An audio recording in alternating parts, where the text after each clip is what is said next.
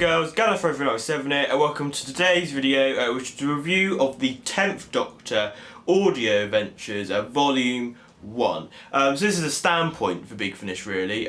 Recently they got the rights to the new series, and this is their first sort of proper delve into the area. They've obviously got River Song, the War Doctor, Winston Churchill. This is their first ever Doctor and companion duo from the new series, and they probably picked the best one. Obviously it's David Tennant and Catherine Tate. So yeah, today I'm going to be reviewing the 3 stories featured in this box set, which are Technophobia, Time Reaver, and Death and the Queen. Now personally for me this is quite nostalgic, as I did grow up with the show at this time. I'll try and look past my nostalgia when they reference certain things, so I'll try not to let that cloud my judgment. I say these 3 stories, what's pretty cool about them is they represent the first 3 episodes of sort of every Tennant series. So you've got the sort of Earth invasion with Technophobia, Time Reaver, which is sort of like the futuristic alien world, and with Death and the Queen you've got the sort of historical element. I think it's a great way to sort of just simply reintroduce the 10th Doctor and Donna in the world of audio, but how these stories live up. So without further ado, with the science at the ready, let's delve into this one. Allons-y! Sorry, I'm just trying to get to the setting of queuing the titles. Cue titles! Donna, we're on!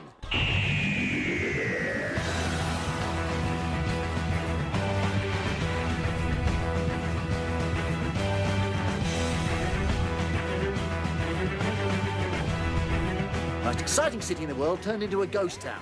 We are the Koggnossenti. You know nothing. The Doctor will help. We both will. Death is coming. I have to see the Queen. You're seeing them now. Whatever's going on here, it stops. Now.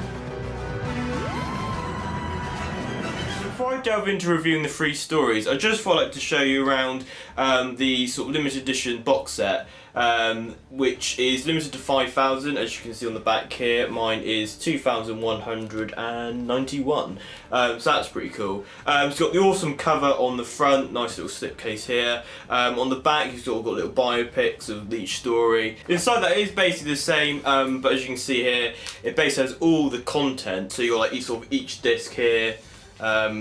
Obviously you've got disc 1, which is Technophobia, disc 2, which is Time Reaver. Some nice forewords, production notes. You also get some really cool photos, sort of behind the scenes stuff, which is really nice touch. Your disc 3, which features Death and the Queen. Disc 4 featuring the sort of documentary of the making of it. And disc 5, the Audio Adventures of Who, which is sort of a guide to the world of Big Finish. As a lot of people will sort of be delving into that, I think, after they've listened to this, because for most people this will be the first time listening to a Big Finish, so this is sort of a good way to slip into that world. So the first story's box set is Technophobia, which is written by Matt Fitton. So this is sort of a very contemporary invasion of like London, which you sort of see with the new series. Like, it's basically like a series opener, which in terms of this is the opener for the box set. So the basic plot is that the Doctor and Donna arrive in the not too distant future, where people are sort of losing their control of technology, which they've surrounded themselves in, and they're really reliant on technology to sort of run their world, which I suppose is where we are heading to, and we are pretty much there. So it's nice to have those parallels. To start off, I think that David Tennant and Catherine Tate fit into their roles like a glove. I think it took the pre-credit sequence for this story for me to sort of click into it and be like, right, it's 10th Doctor and Donna. I was really surprised by this story because you sort of think, right, it's going down this route, and then it sort of takes a massive right turn. It's something completely not what you'd expect. So it sort of breaks the mould of sort of a traditional Doctor Who story, which is always great. I think this story had a really cool variety of supporting characters, which sort of covers the different areas of people's like sort of viewpoints. So on one end you've got the sort of one of the most cleverest people to do with IT, the one who creates all the technology. On the other side you've got someone who is alien to it, who's never grasped the concept of technology, is not very good with it. And I think that all this story does very well is covering all the vocal points of the side of the technology, because obviously this is a world which is completely dependent, is what we're heading to. So it's good we have this sort of different areas. The Koggnossenti, which is sort of the alien race of this story, I fairly enjoyed them. They were a very pompous race, so it was quite funny listening to their little conversations in their ship. I think they're a very good threat, and I think their plan was pretty cool. However, I just think that the other sort of threats in the other stories more memorable. My complaint really is that if you're not really a fan of technology and you're not really sort of intrigued by it, and then I think this story is quite alien. I've seen a few other people sort of have mixed reactions to this, which I suppose if it doesn't really engage you, the concept of it, then it's going to be quite uninteresting. But personally for me, I'm quite into technology, I'm quite fascinated by it, so this story was a plus for me. But I can understand people's sort of disengagement with it if they're not invested with the sort of concept of it. I think the 10th Doctor had one moment which really stuck out to me. It's sort of him declaring no more, and it just sent chills down my spine, because everything just goes quiet, there's no background music, everything just cuts. So that was really awesome. That really was like, whoa, okay, they mean business. That's it. No more. No more. Whatever's going on here, it stops. Now. But overall, yeah, I think this was a very solid story to reintroduce Tenth Doctor Donna, because that's pretty much what it was. It was just sort of like, here's Tenth Doctor and Donna again, simple alien invasion story. It exceeded expectations, had some great supporting characters. It was great because obviously a lot of the supporting actors in that had already been in the show before on TV, added other big finishes, so it was pretty cool to have that as well. Moving on to the second story of this set, which is Time Reaver, which is written by Jenny T. Colgan. I think what I took most away from this story is the world building, and I think this is elements of sort of the writing and the sound design coming together. And the combination is just absolutely brilliant. It took me a while to sort of get into it. I think it's the hardest one to follow the box, but once you get into it, you can't escape it. It's a difficult job to capture somebody by obviously sound, and I could picture this world, and somebody else who might listen to it might picture it differently. But I just realised all these different corridors and different like shops, and that was just, oh wow. So that was what I loved about this story. So the main plot is that the 10th Doctor head to Calibrus to pick up a part for the TARDIS. When I was listening to it, I was sort of thinking, hey, like, is there still parts for the TARDIS around? And they soon discover that the spaceport planet is not as it used to be, it's not as it seems. And it sort of sets the Doctor's intrigue. And he's used to it being quite a ravaging sort of space villains planet, but there's nice little stuff like a sort of coffee shop, scones and all that sort of stuff. It's quite funny because obviously they sort of flipped it with the sort of Doctor wanting to find trouble, because obviously this is a spaceport planet with all the sort of villains and horrible characters of the universe sort of come together and sort of travel through. And this really sort of puts the Doctor of Guard thinking, hey, what's going on? Like, where are the villains? I don't know! I think one of my favourite aspects of this story was the weapon, which is a Time Reaver.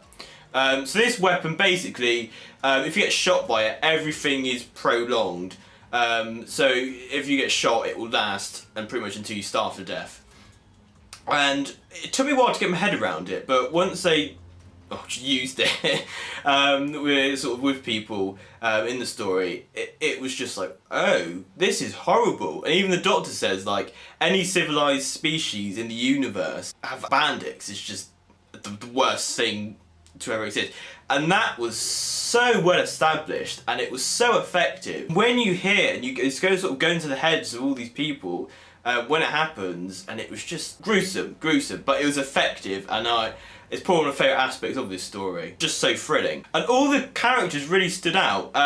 Obviously you got like Dan Starkey and Terry Malloy, which obviously you know as Drax and Davros. But they all played their parts really well. I think a standout character for me was probably Cora. She sort of introduced us all to this spaceport planet. I really like her journey sort of throughout the story. She was really cool. I say, when you look at the cover of the 10th Doctor box set, I think the most attractive thing is probably the squid creatures from Time Reaver. It's called Gully. I thought, and I don't know if anybody else spotted this, but I feel that this was quite an inspiration from the Seal character from the sort of 1980s Colin Baker era. That's how I sort of related it to, the Seal equivalent for the 10th Doctor.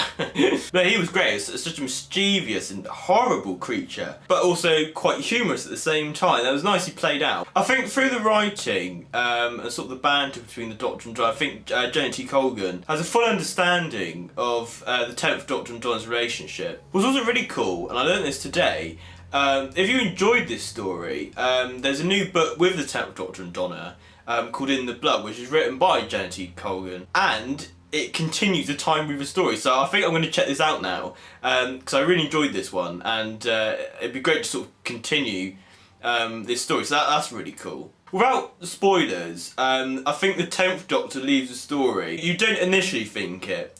You understand when you sort of see it, but I think the 10th Doctor did leave the story very affected. Obviously you don't sort of see that in Death and the Queen, but you sort of know, like, on the surface he's fine, but deep down he's very affected.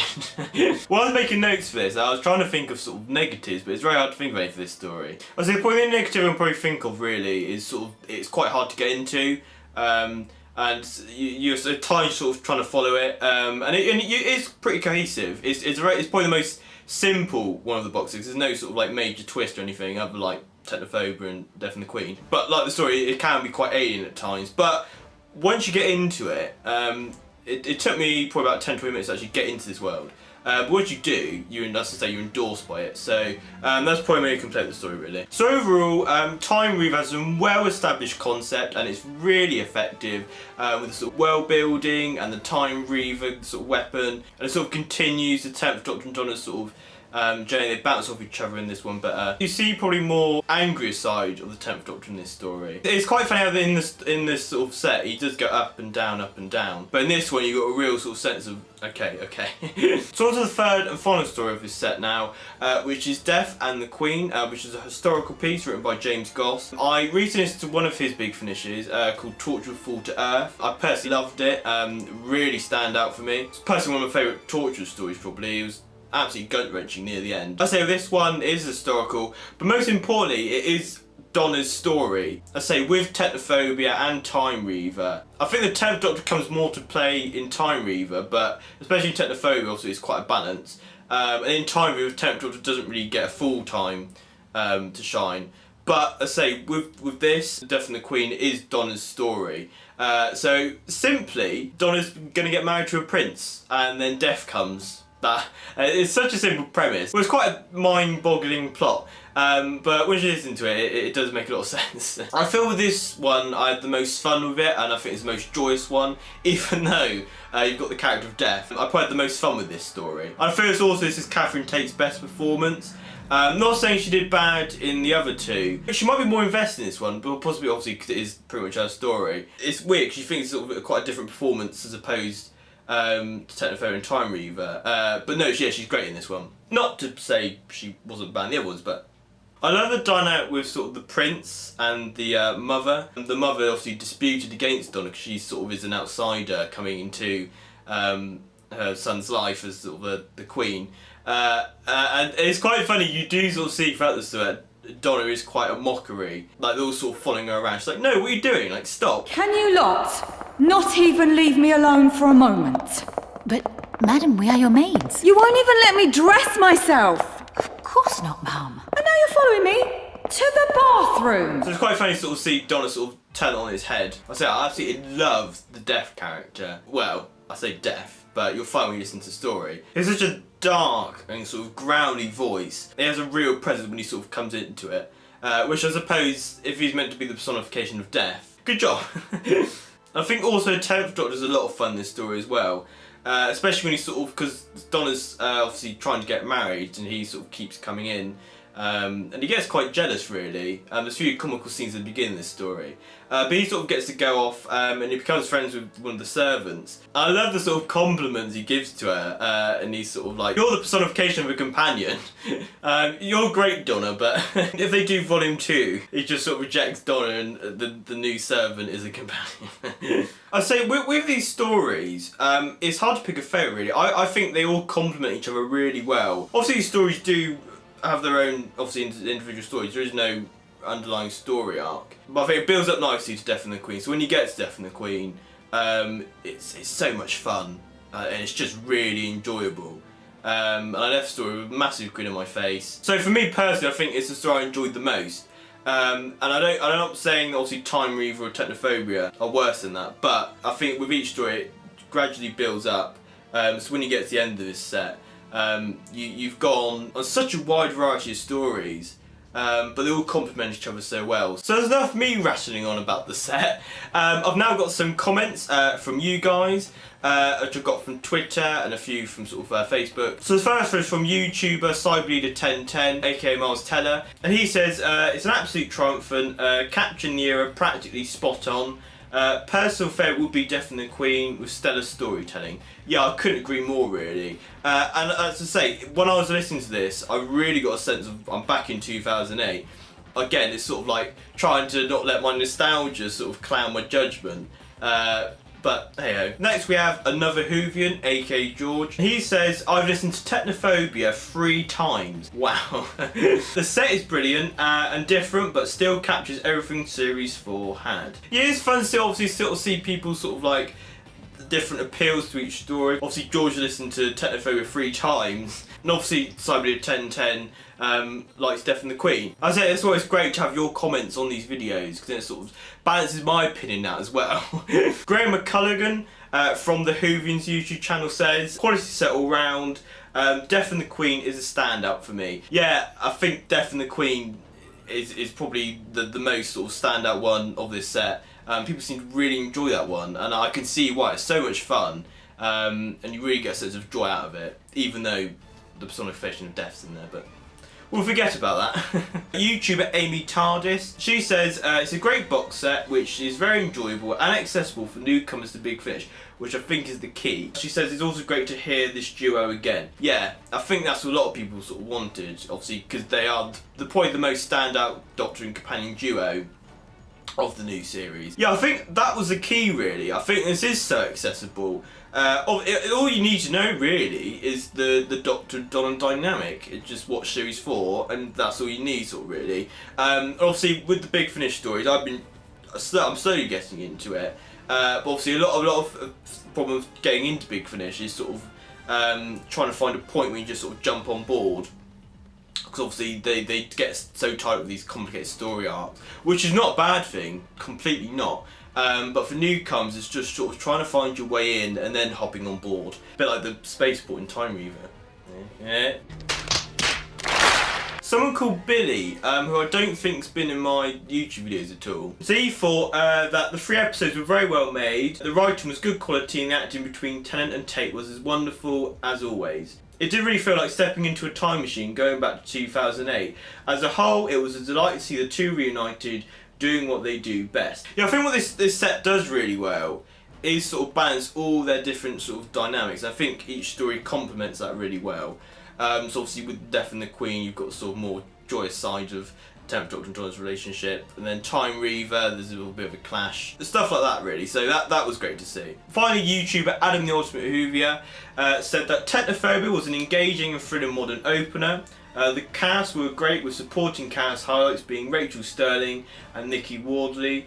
And of course, Tennant and Tate's return felt both nostalgic and refreshing to Big Finish and Doctor Who listeners. Time Reaver was a bit of a middle of the road story. Decent ideas, but wasn't as engaging as Technophobia. Death and the Queen has some great character pieces and a good historical setting, and an entertaining plot. I'd say thank you Adam and everybody else who commented, I really appreciate that. It was obviously great to hear all your views. Yeah, that sort of takes back to a point with sort of Technophobia, like if you're really sort of engaged with the sort of technology stuff, then I suppose obviously it was more engaging for Adam, and obviously with Time Reaver he found that quite alien.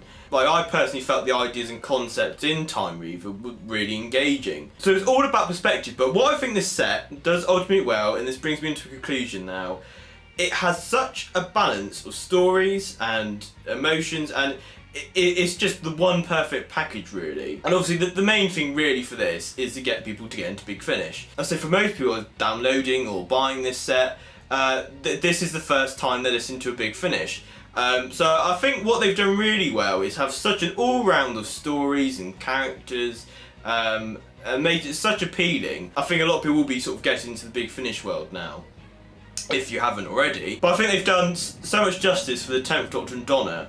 I'd say if they do a volume 2, I would really like to see some sort of story arc. But the purpose of this box set really is to just sort of say, this is the 10th Doctor and Donna, we're going to have some fun here, and boy do they do. So I'd say obviously with volume 2 it would be nice to sort of maybe sort of have a story arc or something. have a connecting story. I say what this box sets out to achieve, it did. As I say, I enjoyed Death and the Queen probably the most, but I don't have a favourite, and I say I think they all complement each other really well, and obviously they build up from each story that follows it. And it was great obviously to hear all the sort of nostalgic stuff. I say the villains are really cool, and I think the supporting characters really outshine their roles, but ultimately the 10th Doctor Donna are back and they've established themselves in Big Finish, and I hope that we have many different adventures. But for now we have volume 1 of the 10th Doctor Adventures. If I had to rate this set as a whole, I'd probably give it probably an 8.5 out of 10 as a whole. I really did enjoy this. It was so appealing. Obviously it's hard not to, but obviously I got such a nostalgic feeling, which again I just didn't really want that to cloud my judgment critically on the stories. If you haven't got this, please go and download it or buy it, it's up to you. I can't recommend this set enough, and if you're trying to get into Big Finish, please listen to this, because this basically shows what Big Finish can do. I think this is quite a standpoint for Big Finish, and hopefully this will sort of let people sort of think, oh okay, and then it sort of shows what else they have to offer. But I think this is a great package, not just sort of see the 10th Doctor and Donna, but just to show off what Big Finish at their prime can do. So that brings me to my review. So as always guys, thank you very much for watching. Please comment, like and subscribe. You can follow me on Twitter and like my Facebook page down in the description below. What do you think of 10th Doctor Audio Adventures? Did you like this set? Did you not like it? Why? Let me know in the comment section below. Have you got the limited edition box set? If you do, please let me know your number. So yeah, my next video is going to be an ultimate trailer of the 2 Peter Cushing 1960 Dalek movies. So check out for that, and that'll be coming very soon. So as always guys, thank you very much for watching, and I'll see you next time. Bye bye!